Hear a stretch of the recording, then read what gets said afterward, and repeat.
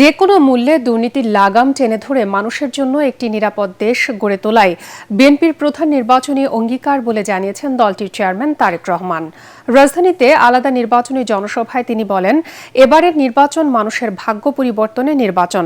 দেশ পুনর্গঠনে বিএনপি যে পরিকল্পনা হাতে নিয়েছে তা বাস্তবায়নে 12 তারিখ জনগণকে সঠিক প্রার্থীকে বেছে নিতে হবে।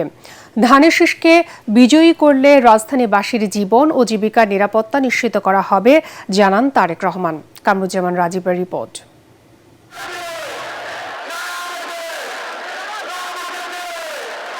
নিজ নির্বাচনী আসন ঢাকা 17 থেকে রাজধানীতে নির্বাচনী প্রচারণা শুরু করলেন বিএনপি চেয়ারম্যান তারেক রহমান।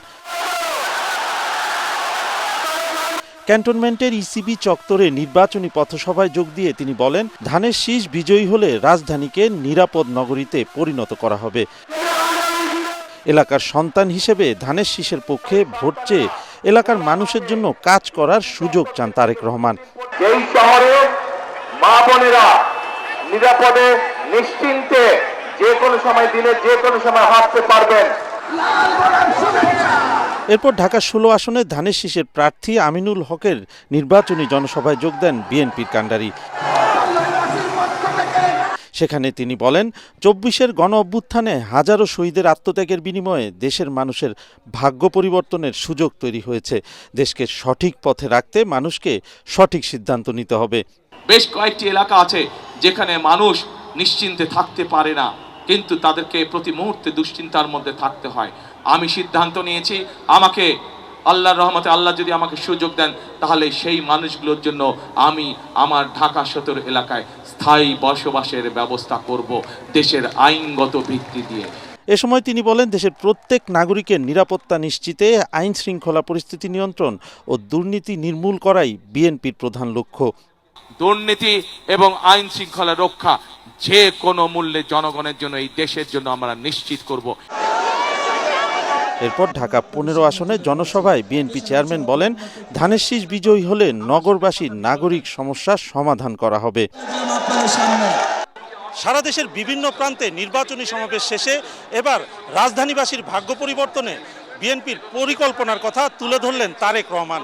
বললেন, রাজনৈতিক স্বার্থে ধর্মকে ব্যবহার করা একটি দল অতীতেও দেশের মানুষের সাথে প্রতারণা করেছে, ভবিষ্যতে তাই করবে। পরে ঢাকা 14 আসনের সমাবেশে তারেক রহমান অভিযোগ করেন, ধর্মকে ব্যবহার করে একটি গোষ্ঠী নারী সমাজকে বিভ্রান্ত করার চেষ্টা করছে। তাদের দলের লোকজন নকল সিল বানাতে গিয়ে ধরা পড়েছে।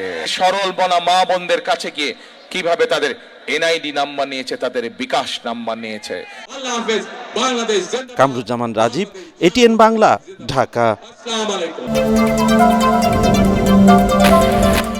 সুযোগ পেলে দলীয় নয়, জামাত ঐক্যবদ্ধ সরকার গঠন করবে বলে জানিয়েছেন দলটির আমির ডাক্তার শফিকুর রহমান। সন্ধ্যায় রাজধানীর মিরপুরের ইব্রাহিমপুর এলাকায় ঢাকা 15 আসনের গণসংযোগে কথা বলেন তিনি। এর আগে বাড্ডায় ঢাকা 11 আসনের প্রার্থী এনসিপির আহ্বায়ক নাহিদ ইসলামের নির্বাচনী জনসভায় যোগ দিয়ে তিনি বলেন, পুরনো চাঁদাবাজদের জায়গায় নতুন চাঁদাবাজদের জায়গা দিতে জুলাই অভ্যুত্থান হয়নি। এ সময় নাহিদ ইসলাম বলেন, 12 ফেব্রুয়ারি ভূমিদস্যু দখলবাজদের সিন্ডিকেট ভেঙে দেবে জনগণ। বিস্তারিত জানাচ্ছেন জাহিদুল আলম। পরিবর্তনের ডাক দিয়ে ঢাকা 15 আসনে গণসংযোগ করেছেন জামাতে ইসলামের আমির ডাক্তার শফিকুর রহমান।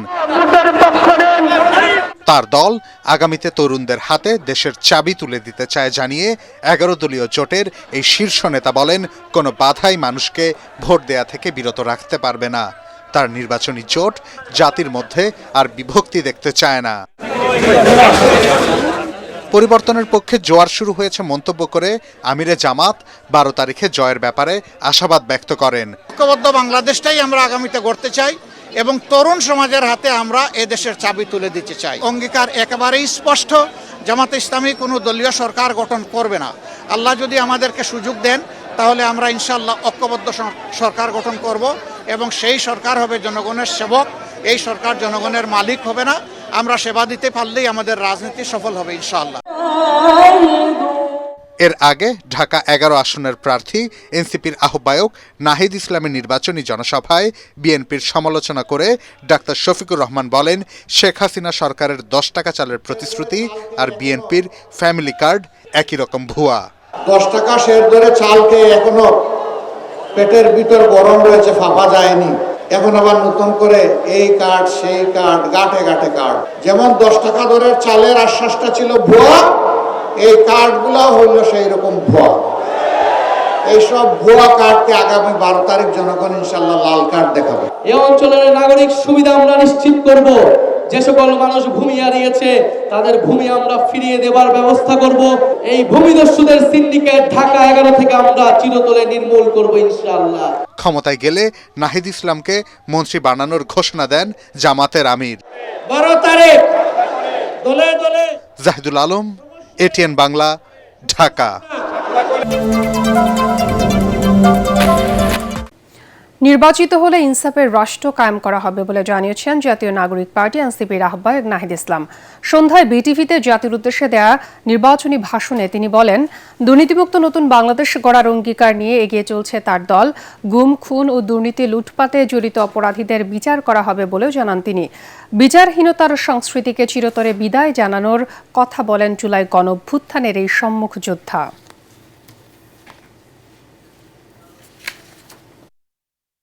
আমাদের স্বপ্ন এমন একটি বাংলাদেশ গড়ে তোলা যেখানে মানুষ তার ধর্ম, বর্ণ বা জাতিগত পরিচয় নয়, বরং মানুষ হিসেবেই এবং নাগরিক হিসেবেই মূল্যায়িত হবে। ভারসাম্যপূর্ণ রাষ্ট্র ব্যবস্থা। বাংলাদেশ কখনোই আফগানিস্তান হবে না, এটা বাংলাদেশই থাকবে। অনুকরণীয় হতে পারে মালয়েশিয়া বা তুরস্কের মতো ধর্মানুরাগী উদারনৈতিক সমাজ। ধর্ম থাকবে ব্যক্তিগত বিশ্বাস ও সামাজিক সাংস্কৃতিক চর্চার জায়গায়, আর রাষ্ট্র পরিচালিত হবে আইন, ন্যায় বিচার ও ইনসাফের ভিত্তিতে।